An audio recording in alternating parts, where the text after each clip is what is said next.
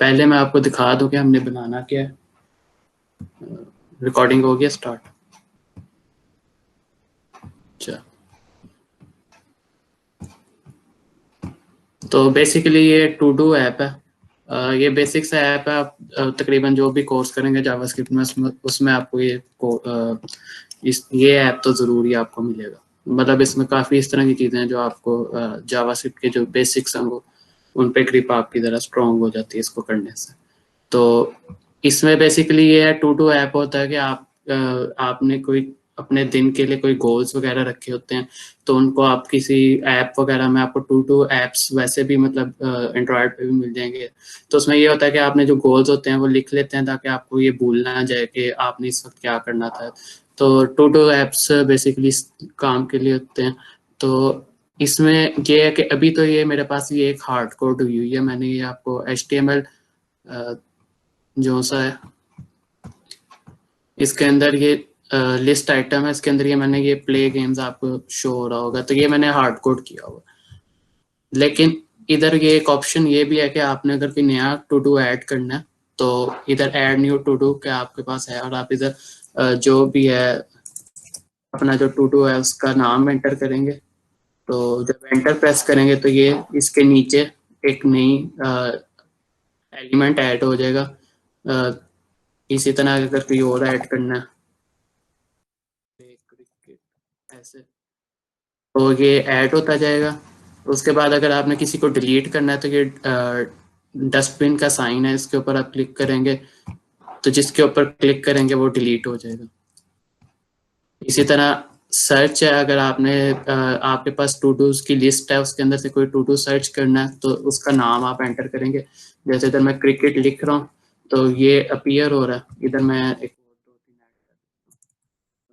Games वाला ही है तो क्रिकेट वाला इधर अपीयर हो रहा है, लेकिन जब मैं इसको करूँगा क्रिकेट के आगे कोई स्पेलिंग यानी आगे वो वाला कोई टू डू नाम वाला टू डू एग्जिस्ट नहीं करता है।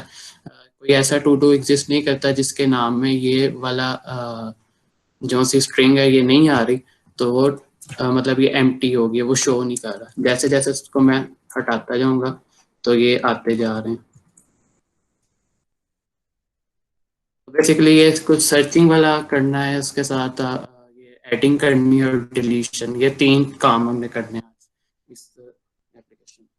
तो अभी ये तो वर्किंग वर्जन था, लेकिन जो आपको ये दिखाने लगा हूँ ये अभी मेरे पास ये वर्किंग नहीं है। इसकी जो HTML CSS है वो मैंने पहले से तैयार की हुई है, तो उसको मैं आपको वो नहीं करके दिखा रहा, उसको HTML CSS लिख के दिखा रहा। वो बेसिकली वो सिंपल सी HTML और CSS ही है। तो इसको मैं आपको दिखा दे। तो इसका सोर्स कोड एक बार उसका ओवरव्यू कर लेते हैं कि सिंपल सी चीजें हैं। ये एक आपके पास इनपुट एलिमेंट है,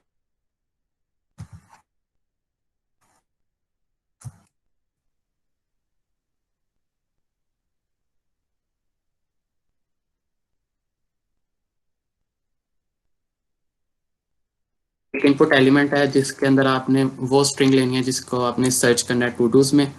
उसके बाद ये टू डूज हैं उनको कंटेन करेगी। इस वक्त इसके अंदर मैंने एक हार्ड कोड किया हुआ। हार्ड कोड का मतलब है कि अभी मैंने जो HTML है वो जावास्क्रिप्ट के थ्रू डायनामिकली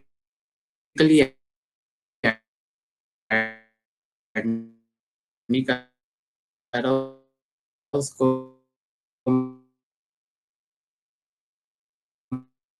मैं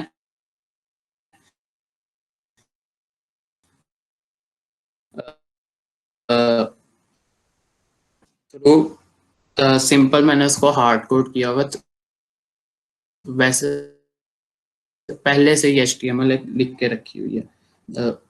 तो इसके बाद ये हमारा L है, ये इसके अंदर ये डाटा नेम, इसको मैंने आपको समझाना है, ये एक नई चीज होगी आपके लिए, आगे मिलेगी जो इस लगा इसके बाद पी के अंदर आपकी क्या नाम है, तो अभी हार्डकोर आवाज भी देखेंगे। आइकन आइकन जो सा है ना, ये आपने अगर अपनी किसी वेबसाइट के अंदर ये आइकन सेट करना है, डस्टबिन है, आपको कोई किसी भी तरह का आइकन आपने ऐड करना है, तो उसके लिए आपके पास लाइब्रेरी होती है।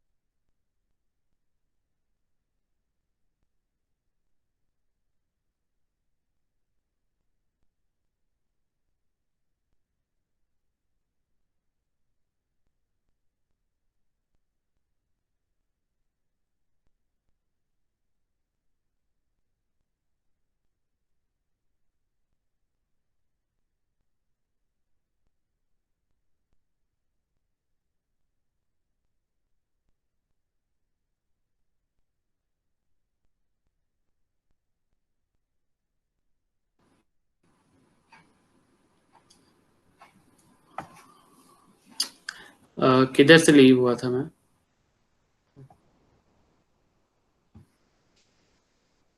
आवाज आ रही है अब?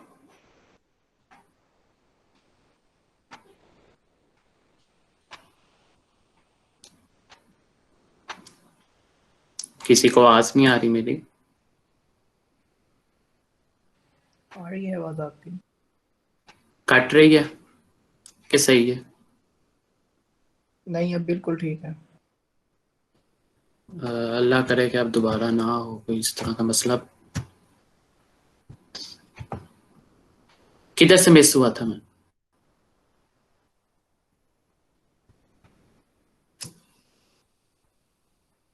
जल्दी से रिस्पॉन्स कर दे ताकि आगे बढ़े हम। किधर से मिस हुआ था?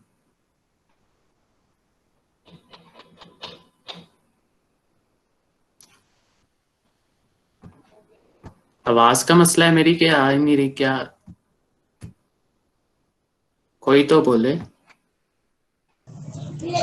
स्टार्ट से ही जहाँ से एलिमेंट का बता रहे थे वहां से लैग करने लग गई थी आवाज।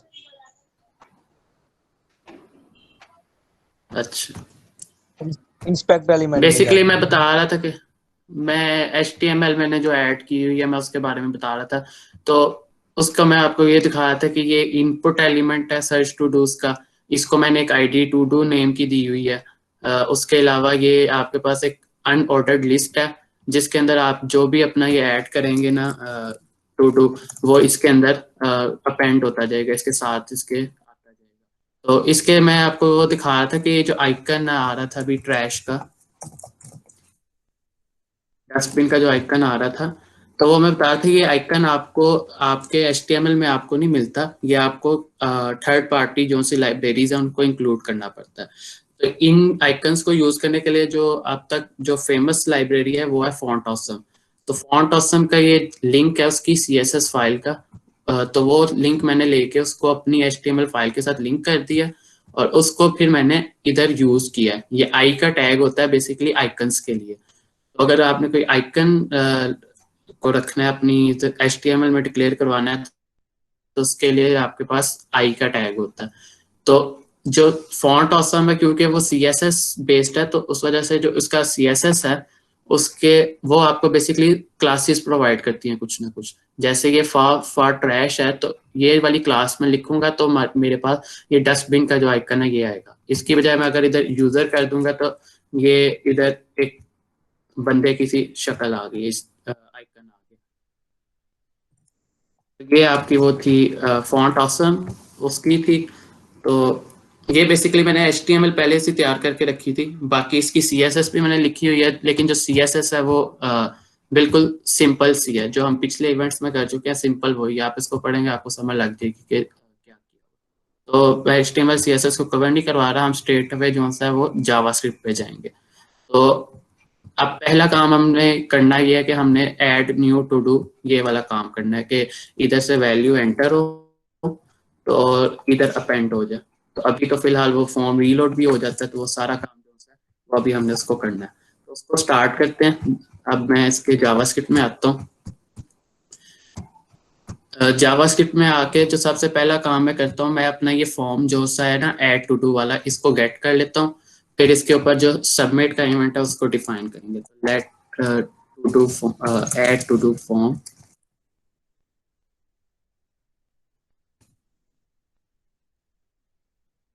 गेट एलिमेंट बाय आईडी, और इसकी जो आईडी मैंने रखी थी ऐड टू डू।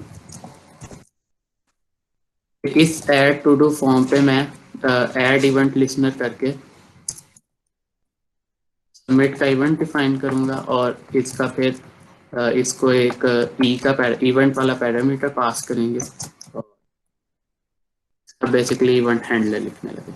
तो फॉर्म सबमिट को रोकने के लिए पिछली बार भी वो ई डॉट इवेंट और प्रिवेंट डिफॉल्ट हमने किया था, E dot prevent default use कर लेंगे, जिससे होगा ये कि जब मैं इसको करूंगा तो इधर मैं डॉट लॉग कर लेते हैं हम फॉर्म सबमिट। फॉर्म सबमिट आ गया, मतलब ये है कि जो फॉर्म है अब रीलोड नहीं हो रहा, क्योंकि मैंने इसके जो प्रिवेंट डिफॉल्ट बिहेवियर था उसको प्रिवेंट कर दिया E dot prevent default use करके। उसके बाद अब हम इसकी तरफ आते हैं कि पहले हमने जी इस टू डू के अंदर जो वैल्यू हम एंटर कर रहे हैं उसको गेट करना है। तो उसके लिए ये जो इनपुट एलिमेंट है इसको पहले गेट कर लेते हैं। इसको to do name document dot get element by ID ही यूज कर रहा हूँ, और इधर जो सा मेरा था इनपुट उसके मैंने आईडी दी थी न्यू टू डू की। तो इसको मैंने गेट कर लिया। अब इसके अंदर ये तो मैंने एलिमेंट को सिलेक्ट किया, इस इनपुट एलिमेंट को सिलेक्ट किया, इसकी वैल्यू गेट करने के लिए डॉट वैल्यू लगाना पड़ेगा। डॉट वैल्यू करके मैं इसकी जो वैल्यू है इस एलिमेंट इनपुट की जो वैल्यू है वो गेट कर लूंगा इसको कंसोल पे। तो ये जो मैंने इधर टाइप किया ये, अब बाद ये जो वैल्यू गेट करूंगा ना, मैं इसके ट्रिम का फंक्शन भी इस पे अप्लाई करना चाहता हूँ कि अगर तो यूजर को यही करे ना, मैं चाह रहा हूँ जो स्पेसेस है वो रिमूव हो जाए। वैल्यू जो सी होती है स्ट्रिंग होती है, तो स्ट्रिंग के ऊपर अप्लाई करने के लिए डॉट सिंटैक्स यूज के डॉट लगा के ट्रिम कॉल कर लिया, उससे जो उसकी जो वो रिमूव हो जाती हैं। तो टू डू नेम हमारे पास आ गया। उसके बाद टू डू नेम तो हार्ड कोड की हुई है, लेट है वो गेट करना चाह रहा हूँ। तो उसके लिए आ, आ, आ, हम जावास्क्रिप्ट का एक ऑब्जेक्ट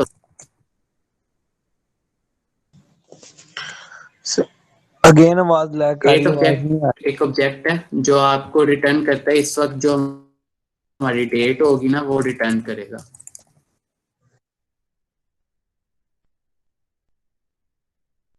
सबके साथ मसला है? जी।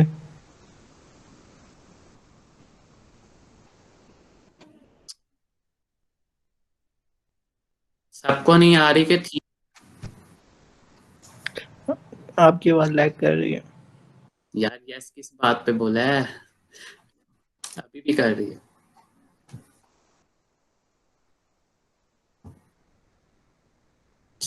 मैं इसको फिर से रीलोड करके देखता हूँ।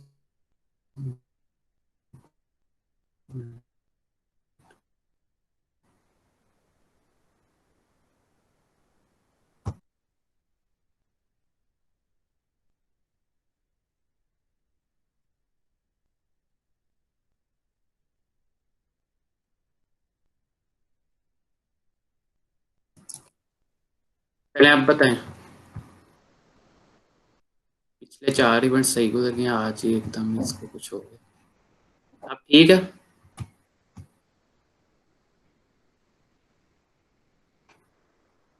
यार आज आप तो बहुत ही सुस्त पड़ गए। आवाज का बता दो ताकि मुझे पता लगे। टेक्स्ट इधर टेक्स्ट ही टाइप कर दिया करो। अल्लाह करे अब ना ही हो मसला बिगड़ना इस तरह तो। अच्छा मैं किधर से कवर कब कहाँ तक कवर कर लिया तुमने?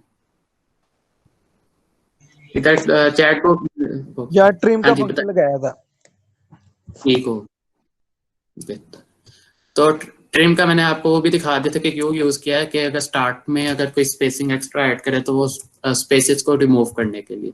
तो उसके बाद जो हमने करना था, ये डेट हमने गेट करनी है कि किस डेट को ये टू डू क्रिएट हुआ है। अभी तो हार्ड कोड की हुई है, लेकिन मैं चाह रहा हूँ कि जो डेट उस वक्त हो तो वही डेट मेरे पास आए। उसके लिए आपके पास जावास्क्रिप्ट में होता है डेट ऑब्जेक्ट। इसको मैं डेट इक्वल न्यू डेट करूंगा। फिर डेट का ऑब्जेक्ट आपके पास पहले से ही होता है, और डेट होता है आपको बेसिकली जो इस वक्त आपकी डेट है ना वो रिटर्न करती है। इसको मैं करता हूँ तो ये आपको डिस्प्ले कर रही है डेट। आज फ्राइडे है, फरवरी 26 टू 2021, और जो इस वक्त टाइम चल रहा है वो भी बता रहा है। लेकिन मुझे ये इतनी लंबी नहीं चाहिए, मुझे बस ये चाहिए मंथ बता दे और आगे उसकी डेट क्या है और आगे ईयर कौन सा चल रहा है वो बता दे। तो उसके लिए मैं सिंपल करूंगा let date today equal, इसका जो डेट ऑब्जेक्ट है इसकी एक प्रॉपर्टी होती है टू लोकेल डेट स्ट्रिंग। ये इसकी प्रॉपर्टी है जो आपको इस टाइप इस फॉर्मेट में जो सी है वो डेट रिटर्न करेगी। इसको कंसोल पे प्रिंट करके दिखा देते हैं।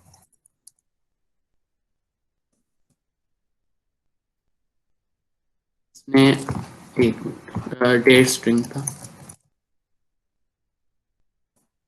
इसने रिटर्न कर दिया आज मंथ दूसरा महीना 26 डेट है और 2021 हमारा ईयर। तो हमारे पास डेट भी आ गई। अब इसके बाद हमने जो लिस्ट आइटम का एलिमेंट है उसको क्रिएट करना है और इसको अपेंड करना है। लास्ट टाइम आपको वो क्रिएट एलिमेंट वाला मैंने सिंटेक्स बताया था, तो वो वाला सिंटेक्स भी उससे भी ये वाला काम हो जाएगा, लेकिन इस बार मैं जो यूज करूंगा वो है उसको इनर एचटीएमएल को यूज करते हैं। इनर एचटीएमएल के थ्रू भी मैंने आपको वो एक हेडिंग ऐड करके दिखाई थी। H3 में ऐड करता था must field out this field, तो वो डॉम के अंदर आपका वो H3 एलिमेंट ऐड हो जाता था। तो इधर भी मैं जो सा है वो अपनी आपकी जो सी HTML है उसको उसके थ्रू एलिमेंट को ऐड करूंगा। तो ये जो टू डूज है, टू डूज की लिस्ट है, इसको मैं गेट कर लेता हूँ पहले। To dos container, to dos container document dot get element by ID to dos.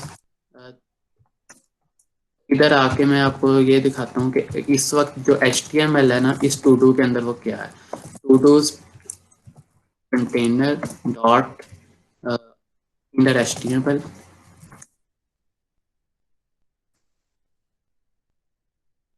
तो ये अभी जब मैं ऐड करता हूँ तो इसकी इनर HTML ये आपको एक स्ट्रिंग उसने रिटर्न किया है, जिसके अंदर ये जो सेम HTML थी ना सेम टू सेम वही HTML इस आपके पास आ गई है। तो अब जो सा है मैं इसके अंदर ही कंकैटिनेट करूंगा एक नई HTML लिस्ट आइटम की HTML एक नई कंकैटिनेट करूंगा। कंकैटिनेट करने का क्या सिंटेक्स था, ये HTML मेरी स्ट्रिंग है, HTML plus HTML equals HTML plus, यानी कि ये जो HTML मैंने गेट किया है इसके अंदर ये जो अब स्ट्रिंग में लिखने लगा हूँ इसको कंकैटिनेट कर दो। कंकैटिनेट करने के बाद जो रिजल्ट है वो इसी HTML के अंदर सेव कर दो। तो इधर जो सी लिस्ट आइटम मैंने क्रिएट करनी है तो यही वाला जो सा है इसी को मैं गेट कर लेता हूँ, यही वाली स्ट्रिंग को यूज कर लेता हूँ। इसकी इंडेंटेशन थोड़ी बेहतर कर लेते हैं। तो क्योंकि इधर मैं वो टेम्पलेट स्ट्रिंग वाला सिंटेक्स यूज कर रहा हूँ, तो इधर जो प्ले गेम्स है ना वो आपका जो टू डू का नाम होता है वो है date name equals to play games है, ये आपके टू डू का नाम होता है। तो ये डेट नेम क्या है इस पे मैं आता हूँ। तो इधर जो सा है मैं इसको हार्ड कोड करने के बजाय आपका जो टू डू नेम का वेरिएबल इस इनपुट के थ्रू आ रहा था वो मैं इधर इसको पास कर देता, टेम्पलेट स्ट्रिंग के सिंटेक्स को यूज करते हुए इसको कर देता हूँ। उसके बाद इधर प्ले गेम्स की बजाय इसको टू डू नेम ये कर लेते हैं, और डेट जो सा उसको भी हार्ड कोड करने के बजाय जो डेट टू डे का हमारे पास था वेरिएबल वो यूज कर लेते हैं, बाकी सेम टू सेम उसी तरह ही रहेगा। तो इससे होगा ये, इधर मैं आपको कंसोल डॉट लॉग,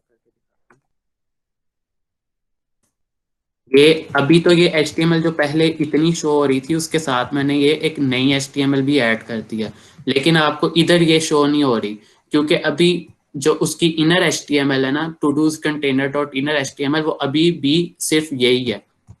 इसको मैंने अब सेट करना है, to dos container dot inner HTML को कंकैटिनेशन के बाद जो मेरा वेरिएबल की स्टेट थी ना HTML में, उसको वो असाइन करूंगा, inner HTML equals to HTML। अब मैं करता हूँ, ये ऐड हो गया, ये जो था, जो भी मैंने इधर वैल्यू एंटर किया है वो इसके अंदर ऐड हो गई है। तो जो इसका था हमारा डेट था वो सेम टू सेम वही शो हो रही है, यानी ये 2 फरवरी 26 उसकी डेट है, 2021 को ये टू डू ऐड हुआ। तो ये था हमारा जो सा, इसको मैं रिफ्रेश करूंगा तो ये चला जाएगा। इनर HTML के थ्रू मैंने एलिमेंट को ऐड किया, मैं इसको आपको इधर भी दिखा देता हूँ, इंस्पेक्ट एलिमेंट के अंदर भी दिखा, इसको करते हैं जब मैं अपना नाम ही एंटर कर लेता हूँ। अभी आप गौर करें कि अभी सिर्फ एक लिस्ट आइटम है आपके पास, इसके अंदर सिर्फ एक लिस्ट आइटम है। जब मैं एंटर प्रेस करूंगा तो दूसरी लिस्ट आइटम भी ऐड हो गई है, क्योंकि मैंने इस टू डू के अंदर की जो HTML है उसको चेंज कर दिया, उसके अंदर एक नया एलिमेंट को कंकैटिनेट किया और फिर उसकी जो इनर HTML है उसको चेंज कर दिया। उसको चेंज करने से जो सा है वो टू डूज के अंदर एक नया लिस्ट आइटम ऐड हो गया, जो मैंने इधर इसका दिया था, इसका सिंटैक्स उसमें सेम उसी तरह का उसके अंदर ऐड कर लिया। अच्छा, ये डाटा स्लैश नेम क्या है? ये भी एक एट्रीब्यूट है। मैंने इस एलिमेंट को, li के एलिमेंट को एक एट्रीब्यूट दिया कि इस li एलिमेंट, इस टू डू का नाम क्या है। अच्छा, जो डाटा स्लैश है ना, ये आप इसके आगे डाटा डेट करके आप इसको किसी भी तरह की आप इसको डेट डिक्लेयर कर सकते हैं। तो इसके लिए आपको यानी कि ये डाटा आगे आपने जो भी उसका नाम रखना है आप उस तरह करके आप इसको कर सकते हैं। तो आपने अगर अपने HTML के लिए कोई एक्स्ट्रा आपने ऐड करनी है ना, यानी इंफॉर्मेशन उसको देनी है, तो आप उसके लिए डाटा एट्रीब्यूट्स को यूज करते हैं। यानी कि ये आपके स्टैंडर्ड एट्रीब्यूट्स नहीं है, जिस तरह आपके पास क्लास का एट्रीब्यूट होता है या स्टाइल का एट्रीब्यूट होता है, ये उस तरह का नहीं है। लेकिन आप एक कस्टम एट्रीब्यूट प्रोवाइड करना चाह रहे हैं तो उसके लिए आपको ये आपके पास डाटा, इनको बोलते हैं डाटा एट्रीब्यूट्स। डाटा स्लैश के आगे आपने जो भी एट्रीब्यूट का नाम रखना है वो आपने वो रख देना। इधर मैंने क्योंकि ये नेम था तो इसका मैंने इसको रख दिया डाटा नेम। ये आपके मतलब कोई एक्स्ट्रा इन्फॉर्मेशन आपने अपने एलिमेंट के साथ अटैच करनी है तो उसके लिए इसको मैं अभी यूज करूंगा सर्च टू डूज के लिए। तो ये एडिशन कर ली हमने, इसको ऐड कर लिया। लेकिन अभी एक ये चीज है कि जब भी मैं एक टू डू को ऐड कर लेता हूँ ना, तो ये जो मेरा इनपुट है ये रिमूव नहीं होता। तो इसको रिमूव किस तरह करना है, मैं चाह रहा हूँ कि इसकी जो ये वैल्यू है ना दोबारा से एम्प्टी हो जाए। जैसे ही मैं एंटर प्रेस करूँ तो ये जो इसकी अंदर जो वैल्यू ये एम्प्टी हो जाए। तो उसका तरीका क्या है, उसका मल्टीपल तरीके है, मैं आपको एक तरीका ये बताने लगा हूँ। पहले तो आपको दिखाता हूँ कंसोल डॉट लॉग ई को मैं दोबारा इवेंट ऑब्जेक्ट जो है उसको दिखाने लगा हूँ मैं आपको। ये कंसोल पे जाता हूँ, इधर मैं ऐड करता हूँ, ये सबमिट इवेंट था। अब सबमिट इवेंट के अंदर एक प्रॉपर्टी होती है हमारी, उसको हम बोलते हैं टारगेट। टारगेट आपका वो एलिमेंट होता है जिसके ऊपर ये इवेंट ट्रिगर हुआ होता है, टारगेट। अब इसके ऊपर, ये टारगेट के ऊपर आके हवर कर रहा हूँ ना, तो ये फॉर्म ऐड टू डू, इस पर क्लिक करता हूँ तो ये इस फॉर्म के ऊपर इस सबमिट का चूंकि इवेंट हुआ था, मतलब के ट्रिगर हुआ था, इस फॉर्म के सबमिट होने की वजह से ट्रिगर हुआ था। तो इस वजह से जो इवेंट डॉट टारगेट, इवेंट की जो टारगेट की प्रॉपर्टी है उसके अंदर ये फॉर्म कंटेन कर रहा होगा। तो इस फॉर्म को मैंने गेट करना है, इस फॉर्म को यानी कि मैं गेट करना चाह रहा हूँ ये जो फॉर्म है। एक तो तरीका यही है कि मैं वो करूँ document dot get element by ID add to do, लेकिन मैं आपको ई डॉट टारगेट टारगेट के थ्रू करना बताना चाह रहा हूँ। तो इधर मैं ई डॉट टारगेट जब करता हूँ तो ये आपको ये फॉर्म जो है वो फॉर्म एलिमेंट उसने रिटर्न कर दिया। अच्छा, अब ना आपके पास एक फंक्शन होता है फॉर्म्स के ऊपर, आपके पास एक फंक्शन होता है रीसेट का। वो रीसेट का फंक्शन आप कॉल करते हैं तो जितने भी उसके अंदर फॉर्म के अंदर इनपुट एलिमेंट्स होते हैं वो रीसेट हो जाते हैं, उनकी वैल्यूज रीसेट हो जाती हैं। तो इधर मैं सिंपल करूंगा रीसेट रीसेट, ये अब मैं एंटर करूंगा तो ये जो उसकी पिछली वैल्यू थी वो उस पर वापस आ गया। तो ये हमने इसको भी कर लिया कि जैसे ही ये फॉर्म सबमिट होकर उसके HTML के साथ अपेंड हो जाएगा तो जो फॉर्म के अंदर जितने भी इनपुट एलिमेंट्स हैं उनको रीसेट कर दिए। रीसेट करने से उसकी जो एम्प्टी थी वो जो इनपुट था वो एम्प्टी हो जाता है।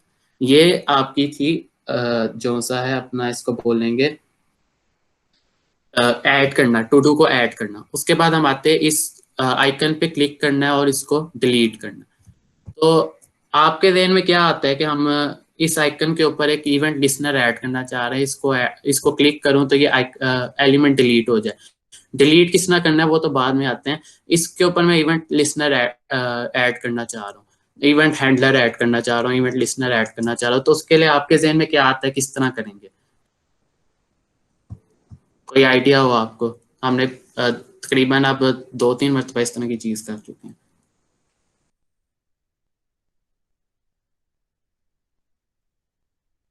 Any ideas?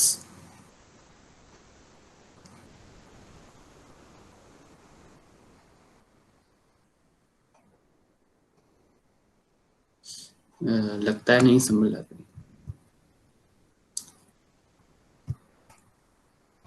सर जिधर से हम बना के उसको डाल रहे हैं, न्यू ऐड कर रहे हैं हम वहीं पे ऐड कर दें इवेंट। हाँ, ये भी तरीका हो सकता है। उसके अलावा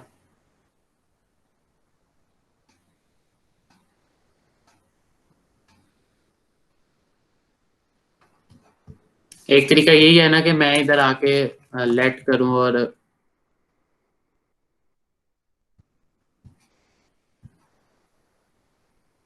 फंक्शंस तो यूज करना ही है। एक तरीका तो यही है कि मैं उसको आके क्या करूंगा, उसको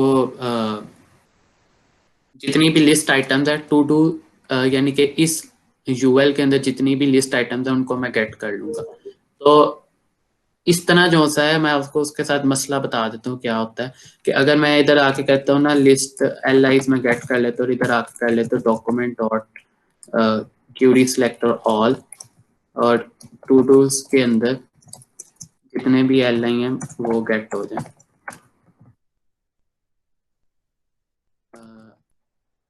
मैंने गेट कर लिया, इनके ऊपर मैं इवेंट लिस्नर ऐड कर लेता हूँ फॉर ईच नाम है अपना for each L I. Sir ये इतनी एफिशिएंट चीज नहीं है कौन सी? इस तरह करने से। क्यों नहीं एफिशिएंट? आप इसको, अच्छा ठीक है। ये अभी तो मेरे पास देखें मैंने इसको कंसोल डॉट लॉग किया था तो अभी जो मेरे टू डूज के अंदर लिस्ट आइटम्स थी उसने वो तो रिटर्न कर दी मुझे। तो अभी मैं करता हूँ इस अभी जो मैंने इवेंट लिस्नर डिफाइन किया वो मैंने इस पूरी लिस्ट आइटम पे किया, इस छोटे ये जो डस्टबिन है इस पे नहीं किया। तो इस पे मैं क्लिक करता हूँ तो ये उसने तो उसको डिस्प्ले कर दिया, यानी कि ये प्ले गेम्स उसने जो लिस्ट आइटम थी उसने उसको डिस्प्ले कर दिया। लेकिन इधर अब मैं आके ऐड करता हूँ, एक नई चीज ऐड करता हूँ और इसके ऊपर मैं क्लिक करता हूँ। ये भी लिस्ट आइटम है और टू डूज के अंदर ही आती है, लेकिन इसके ऊपर वो क्लिक वाला इवेंट नहीं हो रहा। इस पे क्लिक करता हूँ, इस पे क्लिक करता हूँ तो हो रहा है, लेकिन जो नया ऐड करता हूँ उस पे नहीं हो रहा। उसकी रीजन क्या है? उसकी एक रीजन, एक सिंपल सी रीजन है कि जब आपका प्रोग्राम एग्जीक्यूट हो रहा होता है ना, टॉप टू बॉटम वो एग्जीक्यूट हो रहा होता है, जावास्क्रिप्ट आया इधर, उसने देखा इस वक्त आपके जो लिस्ट आइटम है टू डूज के अंदर सिर्फ एक लिस्ट आइटम है, वो आपकी प्ले गेम्स की लिस्ट आइटम है। वो तो आपके पास लिस्ट आइटम मौजूद है, लेकिन जावास्क्रिप्ट लेकिन जो उसने फॉर ईच करके उसके ऊपर क्लिक का इवेंट डिफाइन किया ना, वो सिर्फ एक लिस्ट आइटम के ऊपर उसने डिफाइन किया जो उस वक्त तक डिक्लेयर था। उस वक्त तक जो लिस्ट आइटम्स थी ना उसके ऊपर तो उसने इवेंट लिस्टनर कर दिया, लेकिन थोड़ी देर बाद जब मैं इधर आके एक नया लिस्ट आइटम ऐड कर देता हूँ तो वो ऑटोमेटिकली इसको अपडेट नहीं कर देगा कि वो दोबारा से इस फॉर ईच को कॉल करेगा और टू डूज के अंदर जितनी भी आपके पास लिस्ट आइटम्स हैं उनको वो दोबारा से उनके ऊपर लूप ओवर करके उनके लिए क्लिक का इवेंट डिफाइन करेगा। तो टॉप टू बॉटम फ्लो के अंदर उस वक्त तक जो लिस्ट आइटम्स थी उसने उसको गेट किया और उसके ऊपर उसने ये इवेंट जो था वो अप्लाई कर दिया। लेकिन जब आप उसका रन टाइम पे डायनेमिकली एक लिस्ट आइटम ऐड करते हैं तो वो उसको गेट नहीं करता, क्योंकि उस वक्त तक ये वाला जो कोड है वो चल चुका होता है, ये कोड दोबारा रन नहीं करेगा। अगर किसी तरीके से हम इसको ही दोबारा रन कर लें तो इसकी मतलब चांसेस हैं कि आपके जो सर ये चल पड़ेगा, क्या नाम है आपके ये जो कोड है ये हर लिस्ट आइटम के लिए चल पड़ेगा। इसके अब मुख्तलिफ तरीके हो सकते हैं, मैं आपको एक सिंपल वे के अंदर ये करवाऊंगा तो वो मतलब कि आपको काफ़ी हेल्प करेगा। अब जो हमारा काम है हमारे हैं उसके ऊपर। लैपटॉप स्लो हो गया,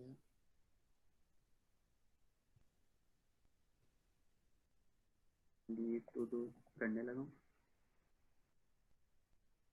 मैं एक इवेंट लिस्टनर डिफाइन करने लगा हूँ, ये इतना स्लो क्यों चल रहा है। मैं एक इवेंट लिस्टनर डिफाइन करने लगा हूँ इसके ऊपर।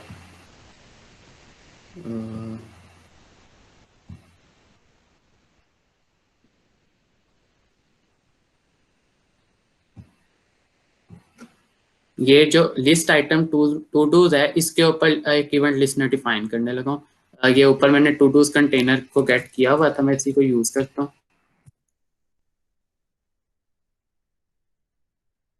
इसके ऊपर मैं ऐड इवेंट लिस्टनर करके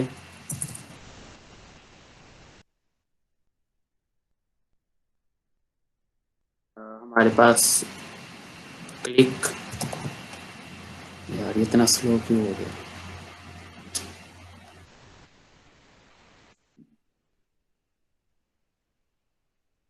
वेट अ मिनट,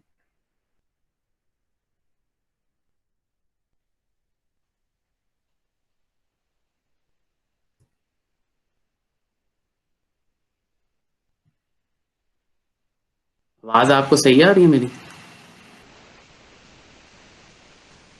अब आ रही सो। आज वैसे जल्दी खत्म हो जाना था तो और मसले आ गए। चलें कोई बात नहीं। वेट मैं इसको स्टक हो गया बहुत।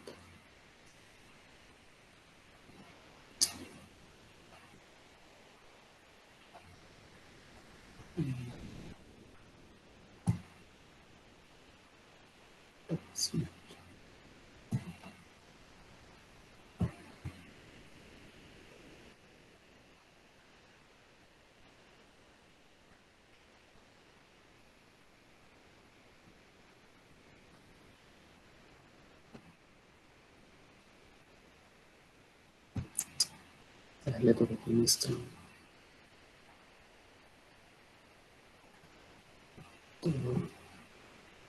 टास्क मैनेजर भी नहीं चल रहा।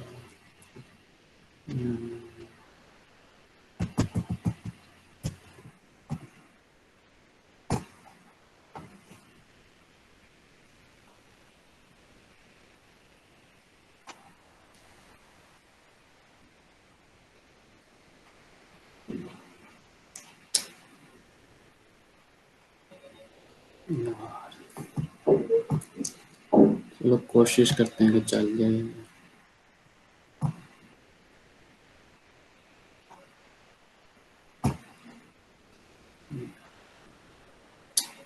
बहुत स्टक हो गया। आप थोड़ी देर वेट करें, मैं ना इसको दोबारा ज्वाइन करता हूँ। इसको ना क्रोम को बंद करके दोबारा चलाऊँ। वेट कीजिएगा 5 मिनट।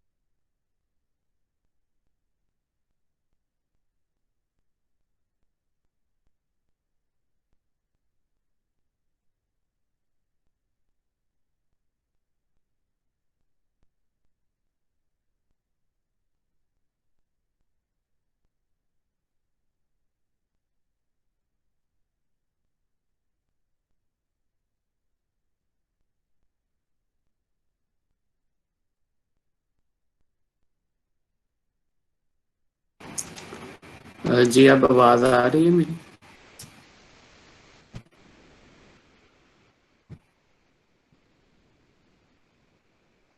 जल्दी से जी जरा कंफर्म। यार अब रियली सॉरी, मुझे नहीं पता ये क्यों इस तरह का मसला कर रहा है। तो इंशाल्लाह नेक्स्ट इवेंट में इसको मैं देख लेता हूँ। ये बेसिकली गूगल क्रोम ना जरा ज्यादा ही कुछ स्लो डाउन कर रहा है इसको कंप्यूटर में। तो इधर टू डूज कंटेनर के ऊपर मैंने अपना वो ट्राई करना था, ऐड इवेंट लिस्नर को करना। ऐड इवेंट लिस्नर क्लिक का मैंने करना था, और इधर मैं एक पैरामीटर में उसको इवेंट भेज देता हूँ। और ई डॉट टारगेट मैंने बताया था, वो ऐसा इवेंट होता है, ऐसा एलिमेंट होता है जिसके ऊपर ये कोई इवेंट ट्रिगर हो रहा होता है। तो कंसोल डॉट लॉग ई डॉट टारगेट करता हूँ जब मैं, तो इधर मैं दिखाता हूँ।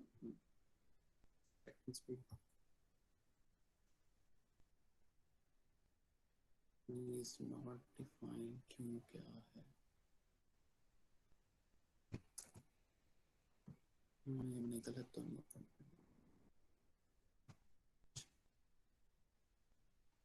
तो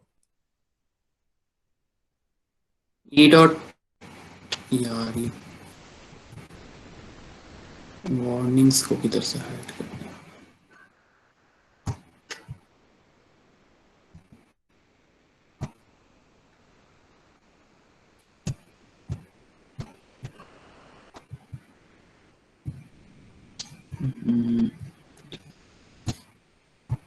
ये ऊपर जो वार्निंग आ रही है इसको आप इग्नोर करें। तो टू डूज कंटेनर हमारा जो सा था ये वाला टू डूज जो सा था आपकी ये यूएल थी। अब यूएल के ऊपर मैं कहीं पे भी क्लिक करता हूँ तो जो ई डॉट टारगेट है वो आपको वो वाला एलिमेंट रिटर्न करेगा जिस पे क्लिक करने से ये इवेंट ट्रिगर हो रहा है। इस पे क्लिक किया तो ये मुझे ये वाला लिस्ट आइटम रिटर्न करेगा कि इस पे क्लिक करने से इवेंट ट्रिगर हुआ है। इसके ऊपर क्लिक करूंगा तो वो मुझे पी रिटर्न करेगा, पी जो सा था। इसके ऊपर क्लिक करूंगा तो वो मुझे ये जो आई है वो रिटर्न करेगा। बेसिकली मैंने इस पूरे टू डू के ऊपर क्लिक इवेंट किया हुआ है, लेकिन ई डॉट टारगेट करने से मुझे वो स्पेसिफिक एलिमेंट बताता है जिसके ऊपर क्लिक करने से मेरा ये इवेंट ट्रिगर हो रहा होता है। तो ये टारगेट को मैंने सेव कर लेता हूँ इधर, और इसको हमने यूज करना। अच्छा, अब मैं देखना चाह रहा हूँ कि ये टारगेट जो सा है क्या ये वही आई एलिमेंट है जिसके ऊपर मैं चेक करना चाह रहा हूँ कि जिसको क्लिक करे तो ये लिस्ट आइटम जो सी ये डिलीट हो जाए। तो इसको चेक करने के लिए हमारे पास होती है, मैं इधर आपको दिखाता हूँ, कंसोल डॉट लॉग टारगेट के बाद आपके पास एक होता है मैचेस। मैचेस आपका बेसिकली एक ऐसा मेथड है, आपके एलिमेंट के ऊपर एक ऐसा मेथड होता है जो आपको बताता है कि क्या इस एलिमेंट के ऊपर ये जो क्यूरी आप इस पे चेक करना चाह रहे हैं क्या ये सिलेक्टर इसको सेटिस्फाई करता है क्या। अब इधर जैसे कि मैं इधर करता हूँ फॉर ट्रैश, इधर इसका कहने का मतलब ये है कि क्या ये जो टारगेट है इसके ऊपर क्लास है फॉर ट्रैश की। इसके अंदर आप हर तरह का CSS सिलेक्टर यूज कर सकते हैं। तो फॉर ट्रैश की क्लास जब होगी उसका मतलब है कि हम जो सा है इस डस्टबिन के आइकन पे क्लिक कर रहे हैं। तो इधर जब मैं एक और ऐड कर लेता हूँ, इसके ऊपर क्लिक करता हूँ तो वो फॉल्स रिटर्न करता है कि आपने फॉर ट्रैश उस ऐसे एलिमेंट के ऊपर क्लिक नहीं किया जिसकी क्लास फॉर ट्रैश, जिसके ऊपर फॉर ट्रैश की क्लास हो। इसके ऊपर करूंगा फिर भी फॉल्स करेगा, लेकिन जब इसके ऊपर क्लिक करता हूँ तो ट्रू रिटर्न करेगा। ट्रू इसलिए रिटर्न कर रहा है कि ये जो एलिमेंट है, ये जो टारगेट वाला एलिमेंट है, इसके ऊपर फॉर ट्रैश की क्लास है। तो जो इधर आप मैचेस के ऊपर पैरामीटर पास करेंगे, अपना जो सा है जो सा आपका सिलेक्टर होता है वो पास करेंगे। तो अब मैं चाह रहा हूँ कि जब भी इसके ऊपर क्लिक करूं तो इसका जो लिस्ट आइटम है ये डिलीट हो जाए। तो इधर मैं इस कंसोल डॉट लॉग को हटाता हूँ, इधर इफ कंडीशन एक ऐड कर देता हूँ। इफ इधर बेसिकली मैं अगर ऐसे कर दूं ट्रू इक्वल इक्वल ट्रू, अगर तो ये टारगेट और मैचेस इक्वल इक्वल ट्रू है तो फिर इस वाला चले।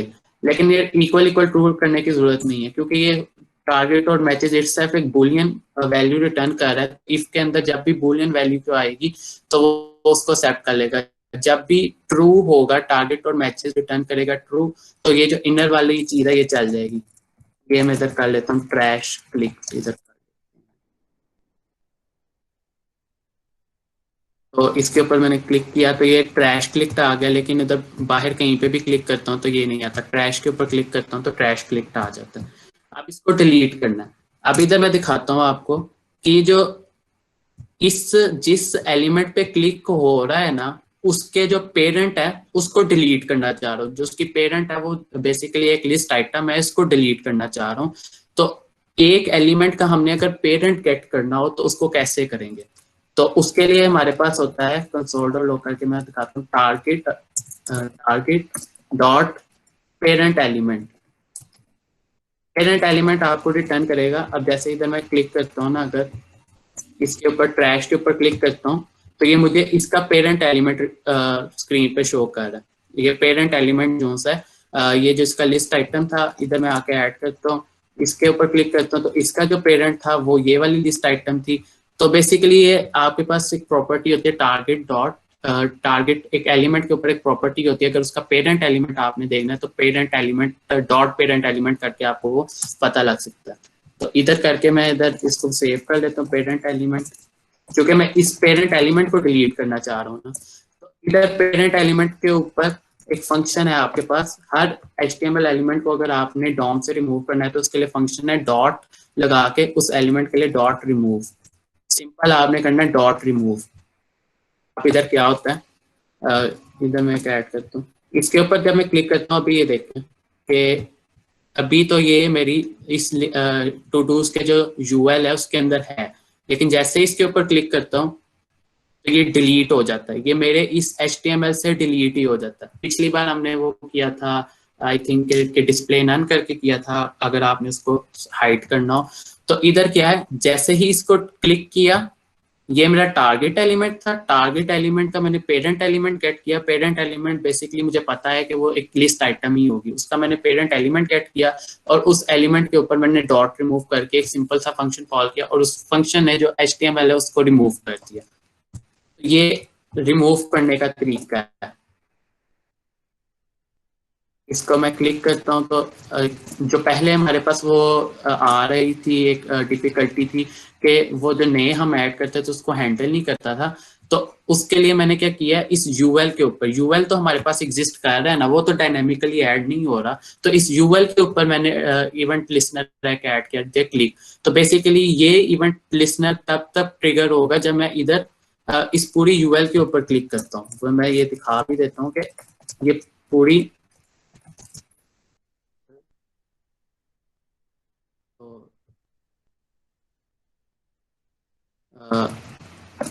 ये इधर जब भी मैं क्लिक करूंगा, इधर कर लूं, जहां पे भी क्लिक करूंगा इस पूरे एलिमेंट के अंदर तो ये इसको करेगा। लेकिन इधर चूंकि मैंने एक चेक लगाया कि अगर इफ जो टारगेट एलिमेंट है, जिस बटन पे जिस एलिमेंट में मैं क्लिक कर रहा हूँ, अगर उसके ऊपर एक क्लास है फॉर ट्रैश की, तो मैं उसका पेरेंट एलिमेंट गेट करूँ और उस पर पेरेंट एलिमेंट को रिमूव कर दूँ। ये था हमारा डिलीट करने का। उसके बाद हम आते हैं सर्च पे। सर्च हमारा क्या है, उसमें हम ये जो एक कर रहे थे वैल्यू एक एंटर करेंगे। जैसे ही A प्रेस करता हूँ, I प्रेस करता हूँ, Z प्रेस करता हूँ, तो मैं चाह रहा हूँ कि हर की प्रेस पे एक इवेंट को कॉल करूँ। तो उसके लिए सबसे पहले तो मैं इस सर्च टू डू को गेट कर लेता हूँ। लेट करके इसका था मेरे पास नाम, ID थी इसके पास, टू डू नेम थी, तो मैं टू डू नेम लेता हूँ। लेट करके सर्च टू डू, इसके बाद document dot query selector use कर लेता हूँ। इसकी जगह वो गेट एलिमेंट बाय ID भी यूज कर सकता था। टू डू नेम, इस के ऊपर मैं एक फंक्शन अब कॉल करने लगा हूँ। वो क्या है, डॉट एट इवेंट लिसनर। पहले तो मैं इवेंट लिसनर डिफाइन करूंगा। अब इवेंट लिसनर क्या है, इसके लिए जो मैं इवेंट लिसनर वो डिफाइन करने लगा हूँ वो सबमिट का नहीं होगा। इसके ऊपर मैं करूंगा की प्रेस का, की अप का। की अप आपके पास 3 तरह के होते हैं, की डाउन, की अप, की प्रेस। तो अभी के लिए जो मैं काम करने लगा हूँ उसके लिए जो इवेंट लिसनर यूज होगा वो है मेरा की प्रेस, की अप का। तो इधर आके मैं जो इसके अंदर की वैल्यू है मैं आपको वो शो करवाता हूँ कि बेसिकली ये इवेंट लिसनर काम किस तरह कर रहा है। तो सर्च टू डू की जो वैल्यू है मैं वो गेट करता हूँ। ये आप देखें कि इसके ऊपर जैसे ही मैं कोई की प्रेस करता हूँ, ए प्रेस करता हूँ, तो कोई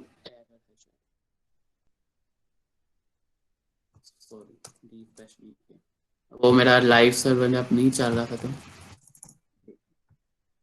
ये देखें, अब ए प्रेस किया तो ये आ गया, यानी कि हर की आपके जो इवेंट है उसके ऊपर मेरा ये जो फंक्शन है, जो इवेंट हैंडलर है, वो चल रहा है। Search to do dot value, वो जो इस सर्च यानी इस इनपुट के अंदर जो वैल्यू थी वो शो करवा रहा है, IZAZ, यानी कि हर की को प्रेस करने पे ये जो मेरा फंक्शन है ये कॉल हो रहा है। तो मैं अब हर की, इस की के अंदर आपके पास ये भी आ जाता है, बैक स्पेस भी आ जाता है। बैक स्पेस भी एक की है, कीबोर्ड के ऊपर आपकी बेसिकली जितनी भी कीज है उनके लिए ये होता है। तो करना ये है हमने कि पहले तो ये जो सर्च टू डू के अंदर वैल्यू है, जो स्ट्रिंग हमने जो नेम के अंदर हमने सर्च करनी है वो गेट कर लेते हैं। लेट कर लेते हैं सर्च नेम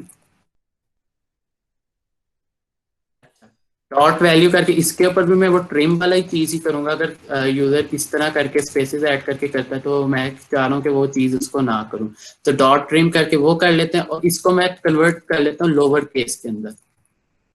लोअर केस से ये होगा कि मैं चाह रहा हूँ कि अगर यूजर GAMES करे तो उसको ये वाला टू डू जो सा वो शो होना चाहिए। तो एक मिनट इसको हटा लेते हैं, इसको ये वाला जो टू डू है ये शो होना चाहिए। अगर वो कैपिटल G के साथ करता है या फिर वो GAMES करके करता है तो उसको ये शो होना चाहिए। तो उसके लिए पहले तो मैंने इसके जो सर्च नेम की वैल्यू थी उसको गेट कर लिया, ट्रिम कर लिया और उसको लोअर केस के अंदर कन्वर्ट कर लिया। उसके बाद क्या करना है, मैं ये टू डूज को गेट करता हूँ। ये जो टू डूज है ना, ये मैं जितने भी टू डूज ऐड किए हुए थे वो गेट करता हूँ। Let to dos equals to document, इनके लिए मैं यूज कर लेता हूँ document dot query selector all. और टू डूज की आईडी वाला जो यूएल था उसके अंदर जितने भी लिस्ट आइटम थे वो गेट कर लो। उन टू डूज के ऊपर फॉर ईच का फंक्शन कॉल करें और अब क्या करना है, अब मैं जो सा है ना इस टू डूज का पहले नाम गेट करूंगा कि टू डू का नाम क्या है। तो टू डू के नाम को गेट करने के लिए जो मैंने इसका डाटा नेम का एट्रीब्यूट रखा था उसकी वैल्यू मैं गेट करूंगा। तो डाटा नेम जो था वो बेसिकली हमारा जो टू डू का नाम था, यानी ये प्ले गेम्स इसका नाम था, तो डाटा नेम भी आपका प्ले गेम्स ही था। यानी कि जो उसका टू डू का नाम था वही डाटा नेम था। तो डाटा नेम की वैल्यू को मैं गेट करूंगा। मैं इधर कहता हूँ to do name, to do जो एलिमेंट है इसका एट्रीब्यूट, कौन सा एट्रीब्यूट गेट करना है उसके लिए फंक्शन है गेट एट्रीब्यूट। और आगे मैं इसके अंदर पास कर दूंगा डाटा नेम। इसका मैं कौन सा एट्रीब्यूट चाह रहा हूँ, जो इसका डाटा नेम है वो वाला एट्रीब्यूट चाह रहा हूँ। तो इसको मैं शो करवाता हूँ कैसे ये काम करता है। इधर एक और कर लेते हैं ऐड। तो अब मैं प्रेस किया, ए प्रेस किया, जैसे ही मैंने की प्रेस की तो उसने जितने भी मेरे पास ये डाटा नेम थे ना वो प्रिंट कर दिए। यानी इसके ऊपर एजाज के ऊपर जो डाटा नेम का एट्रीब्यूट था उसकी वैल्यू एजाज थी, और इसके जो प्ले गेम्स था उसके ऊपर जो डाटा नेम की वैल्यू थी वो प्ले गेम्स थी। तो उसने जो बेसिकली किया ये है कि जब भी मैं एक की प्रेस करता हूँ तो वो मुझे 2 बार ये शो करवा देता है। जो मेरे 2 लिस्ट आइटम्स हैं उनके अंदर जो वैल्यूज हैं, इधर एक और भी ऐड कर लें अगर, तो हर की प्रेस पे वो मुझे उसको शो करवा देता है। तो अब चेक क्या करना है मैंने कि ये जो टू डू नेम है क्या इसके अंदर ये जो सर्च नेम है ये एग्जिस्ट करता है। लेकिन उससे पहले इसको भी मैं लोअर केस में कन्वर्ट कर लेता हूँ। लोअर केस से ये होगा कि वो जो हमारी सर्चिंग थी वो सही होगी। यानी कि अगर GAMES स्मॉल में अगर लिखूं तो वो इस वाले टू डू को जरूर सिलेक्ट करे। तो इसको टू लोअर केस में कन्वर्ट कर लिया। टू लोअर केस में कन्वर्ट करने के बाद अब इसके अंदर क्या हम करेंगे, कंडीशन ऐड करेंगे। इफ हम टू डू नेम में देखेंगे to do name dot index of check करता है कि क्या ये स्ट्रिंग जो सी है वो ये बता भी रहा है कि सर्च स्ट्रिंग, इस कौन सी स्ट्रिंग आपने सर्च करनी है। इस प्ले गेम के अंदर मैं कौन सी स्ट्रिंग को सर्च करना चाह रहा हूँ। तो वो स्ट्रिंग जो सी है वो मेरा ये नाम है, सर्च नेम, जो मैं इधर सर्च टू डू के अंदर जो सा वो एंटर कर रहा हूँ। तो ये वाला वेरिएबल मैंने इसके अंदर कर लिया। तो पिछली बार भी बताया था, अगर तो जो पैरामीटर के अंदर स्ट्रिंग पास की हुई है वो इस स्ट्रिंग के अंदर एग्जिस्ट करता होगा, यानी सर्च नेम अगर एग्जिस्ट करता होगा टू डू नेम के अंदर, तो वो उसका जो इंडेक्स है वो बताएगा कि ये स्ट्रिंग कहाँ से स्टार्ट हो रही है। तो अगर तो वो एग्जिस्ट नहीं करता तो वो -1 रिटर्न करेगा। इक्वल इक्वल -1 कर लेता हूँ। अगर तो -1 है तो इसका मतलब है कि जो सर्च मैं कर रहा हूँ वो एग्जिस्ट नहीं करता, इसके अंदर, इस टू डू नेम के अंदर एग्जिस्ट नहीं करता। तो अगर तो -1 है तो मतलब है कि एग्जिस्ट नहीं करता। तो मैंने बेसिकली वो एलिमेंट्स को फिर मैं उनका डिस्प्ले जो है वो नन कर दूंगा, उनको हटा दूंगा इधर से, जो मेरी इस सर्च बार के अंदर नहीं शो हो रहे। तो इसके लिए सिंपल करना क्या है, to do name dot style dot display equals none. Else क्या, अगर वो एग्जिस्ट करता है तो to do name dot style dot display उसका मैं क्या कर दूंगा, फ्लेक्स। ये सेव हो गया। अब इधर आएंगे हम, इधर ऐड कर लेते हैं स्टडीज, क्रिकेट। तो इधर आता हूँ मैं, अब इधर आपको ये शो करवाता हूँ।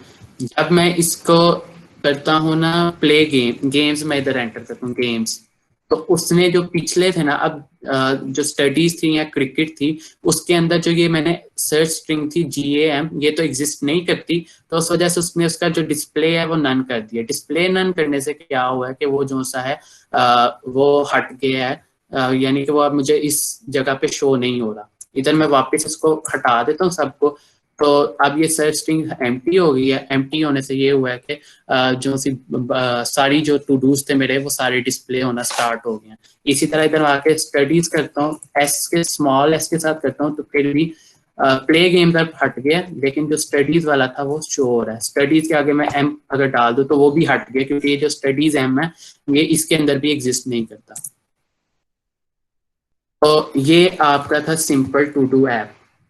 इसके अंदर मैंने की अप का एक कॉल किया, उसके बाद जो भी सर्च टू डू की अंदर वैल्यू थी उसको ट्रिम करके उसका लोअर केस गेट किया। लोअर केस गेट करने के बाद मैंने टू डू डॉक्यूमेंट और क्यूरी सिलेक्टर ऑल करके जो इसके अंदर जितनी भी उस वक्त मौजूद लिस्ट आइटम्स थी वो गेट की।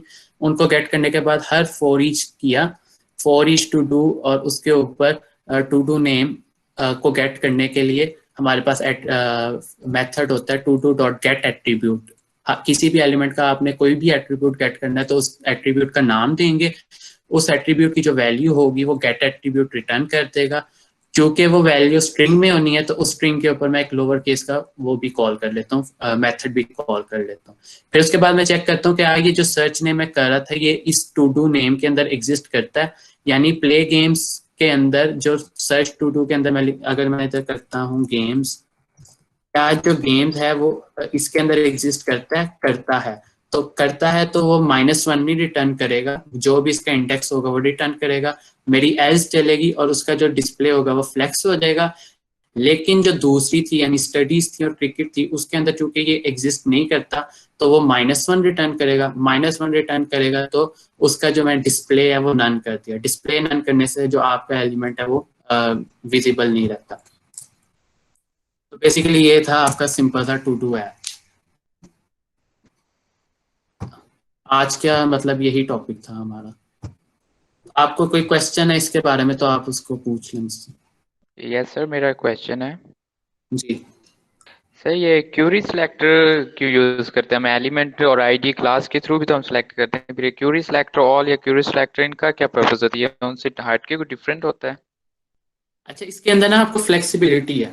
अब जो क्लास दो तरह के आपके पास फंक्शन होते हैं, एक तो आपके पास वो है गेट एलिमेंट बाय आईडी का है, और एक आपके पास होता है gate elements bye class name, यानी कि एक क्लास नेम मैं एंटर करूं और उस क्लास नेम को सिलेक्ट कर लें। तो आप उसको W3 स्कूल पे वो आपको मुख्तलिफ तरह के मेथड हैं, मैंने आपको सिर्फ 3 करवाए हैं, इसके 2-3 और भी हैं तो आप उनको देख सकते हैं। लेकिन उनके अंदर एक मतलब कि वो शॉर्टेज, मतलब कि उनके अंदर जो कमी वो ये है कि जो गेट एलिमेंट बाय आईडी है वो सिर्फ आईडी के थ्रू सिलेक्ट करता है। जो गेट एलिमेंट्स पे क्लास नेम है वो सिर्फ क्लास के थ्रू गेट करता है।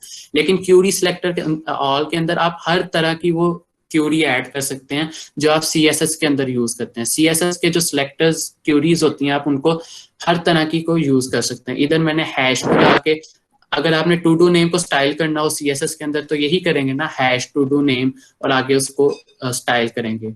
टू डूज के अंदर जो राइट लिस्ट आइटम है बिल्कुल। उनको अगर आपने करना है तो उसके लिए आपको यही वाला सिलेक्टर यूज करके तो आप उनको स्टाइल करेंगे। तो ये आपको इस तरह की फ्लेक्सिबिलिटी दे सकता है कि आप हर तरह का जो सिलेक्टर है वो यूज कर सकते हैं इसके लिए। तो मतलब कि पहले तो हमारे पास माइनर ऑप्शंस थे, लेकिन अब ये मतलब एक नए फंक्शन ऐड हुए हैं तो ज्यादातर यही यूज होते हैं, क्यूरी सिलेक्टर या क्यूरी सिलेक्टर। और इधर देख सकते हैं आईडी के लिए भी मैंने यही यूज किया। तो आप बेसिकली ये गेट एलिमेंट बाय आईडी को इग्नोर भी कर सकते हैं अगर आप करना चाहें तो। आप सिंपल इन दो फंक्शंस पे ही रहें और इन्हीं के साथ आप सर वो दूसरा क्वेश्चन ये था, आपने ये इक्वल टू का साइन देन ये एंगल ब्रैकेट यूज किया है। यहाँ पे मैंने जो देखा था वो साइड पे वो तो फंक्शन का वो कीवर्ड यूज करते हैं, वो नहीं कर सकते हम यूज? इधर आपने पिछला नहीं लिया लेक्चर? वीडियो रिकॉर्डिंग देखी थी। हाँ, तो उसमें मैंने आपको ये सिंटेक्स बताया था ना, इसकी बजाय मैं वो भी दूसरा सिंटेक्स भी यूज कर सकते हैं। ये फंक्शन आप इसी की बात कर रहे हैं ना? यस सर, दोनों ही वैलिड है। राइट सर, दोनों वैलिड है। ये थोड़ा सा जो पहले यूज करा था वो न्यू फीचर, न्यू मतलब है सिंटेक्स है। और ये फंक्शंस वाला ये जो जावास्क्रिप्ट का पुराना, वो जो राइट ई वाला है वो यानी कि जो पहले यूज करा वो थोड़ा सा क्लीनर होता है। तो आप अभी स्टार्ट में तो चले आप यही वाला सिंटेक्स यूज कर लें, लेकिन बाद में आप आहिस्ता आहिस्ता जब करें तो आप उसी पे शिफ्ट कर दीजिए। जो एरो बेसिकली जो अभी यूज कर रहे थे इनको हम एरो फंक्शंस बोलते हैं, तो आप एरो फंक्शंस को यूज कर सकते हैं। Right sir. Any other question? पिछले इवेंट के रिलेटेड भी अगर कोई क्वेश्चन है तो पूछ लें, अभी टाइम है हमारे पास तो उतनी देर तक।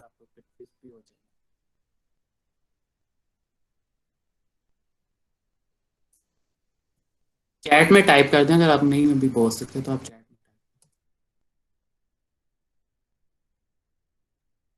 में। जी सर, एक और क्वेश्चन था। जी करें। जी सर, अभी आपने बताया कि हमने वो डिलीट करना था, तो हम जो ट्रैश के ऊपर हमने उसको सिलेक्ट करके उसकी क्लिक पे हम उसके पेरेंट को डिलीट किया। लेकिन ऐसा भी तो हो सकता है कि हमारा वो फर्स्ट पेरेंट ना हो और उसके अंदर और पेरेंट हो, फिर उसका कोई बाहर पेरेंट हो, तो वो भी इसको उसी को ये पेरेंट कैसे सिलेक्ट करेंगे? मल्टीपल उसने पेरेंट पे जाकर अभी के लिए जो उसने मेरा पेरेंट सेलेक्ट किया था ना वो मेरा डायरेक्ट पेरेंट था। जो आई क्योंकि उसके LI के अंदर था तो उसका डायरेक्ट पेरेंट था। अब आप इसको पेरेंट एलिमेंट के का भी पेरेंट एलिमेंट टिकट करना चाह रहे हैं तो आप इसके आगे डॉट एलिमेंट करके पेरेंट एलिमेंट कर लें। तो वो आपको जो उस यानी LI का पेरेंट एलिमेंट क्या था UL, तो वो UL आपको बता देगा वो रिटर्न। राइट सर, पेरेंट का भी पेरेंट करते जाएंगे हम। हाँ, वो इसी तरह ही होगा। Right sir, right, thank you. ज़ाहरा नहीं, मैं उनको बुला लेता हूँ फिर आपको क्लोज कर लेता हूँ। उतनी देर तक आप क्वेश्चन पूछें तो क्वेश्चन।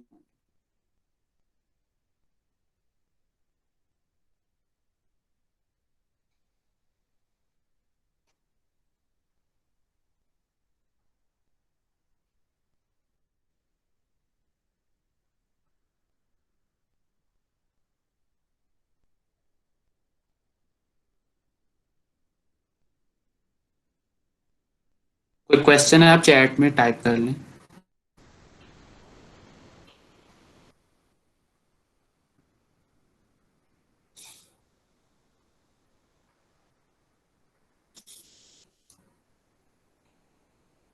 या तो आपको कोई ज्यादा ही समझ आ गई या बिल्कुल नहीं समझ आई। तो मतलब अब तक आपका कैसा एक्सपीरियंस था, कितना आपको इसकी कोई सेंस बनी है इसकी? कोई मतलब आपको कोई अंदाजा हुआ है कि जावास्क्रिप्ट किस तरह काम करती है इस तरह?